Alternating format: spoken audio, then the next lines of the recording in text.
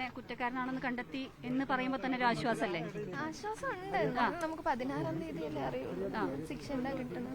അതായത് കൊലപാതക കുറ്റം, തെളിവ് നശിപ്പിക്കൽ ഉൾപ്പെടെ എല്ലാം വലിയ കോടതിയിൽ വലിയ വിശ്വാസമില്ല. വിശ്വാസമുണ്ട്. കോടതി ഇപ്പൊ ആകെ വിശ്വാസം. നല്ലൊരു ശിക്ഷ കൊടുക്കണം.